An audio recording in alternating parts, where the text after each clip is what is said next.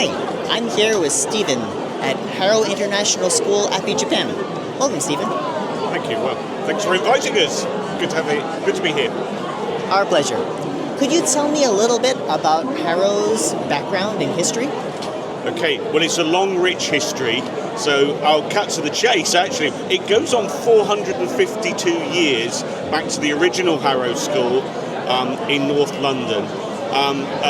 In Asia, Harrow schools have been around for the last 27 years, but bringing things up to date, Appi is one of the very newest of those schools.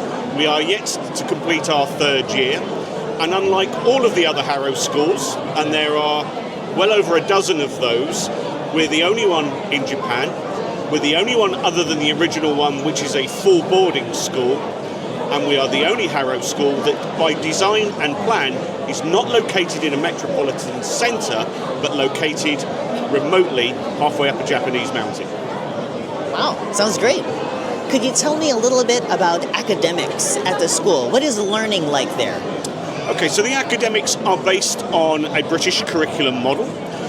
Fundamentally because that requires, well, Harrow School of course, but fundamentally because it requires youngsters to be able to retain knowledge, understanding, develop skills, but also to be able to then apply those into contexts that they may not have thought of, apply their knowledge in order to show deep learning. Obviously, therefore, what goes on in the classroom is to make sure that the right questions are asked to make students think, that they're given the right opportunities to work together, to collaborate and think creatively, so that they are properly prepared for the challenges that they'll face in the adult world. Sounds great. Can you tell me a bit about how students get involved outside of the classroom? So, extracurricular things.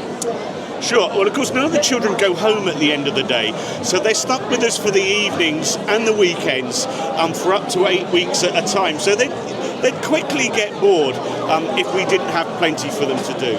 So at the moment, clubs run every day.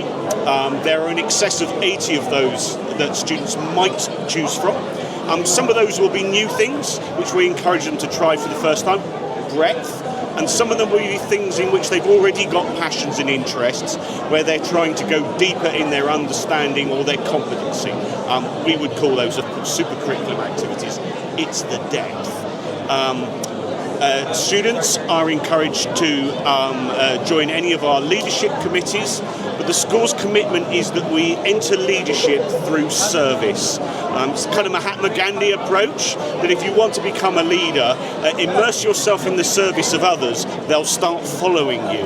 And actually, I think as a community that lives together, not just studies together, that's really, really important. And the opportunities are boundless.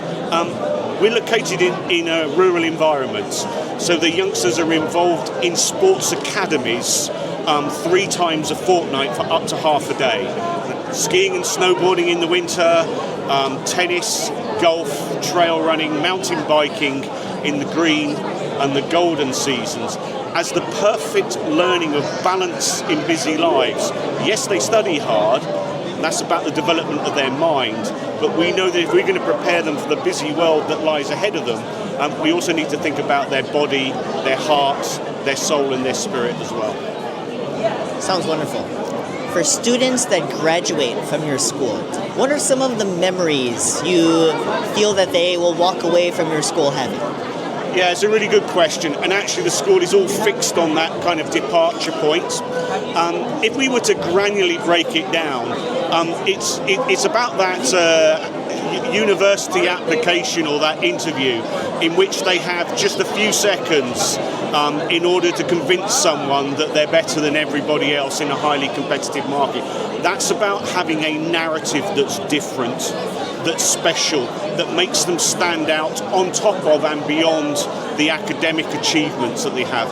So that's about how they bring the listener alive with their stories of things that they have learnt, of challenges that they've overcome, their recognition of the hard work that it took, or of the people that helped them along the way, the self-perception of the things they haven't got to yet, and the ambition to be able to articulate what they want to do next.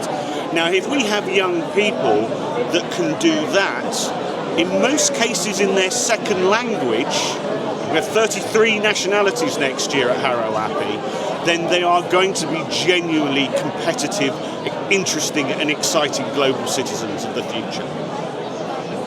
All right, thank you so much for your time, Stephen. It was great talking to you. Hopefully that makes some sense to you.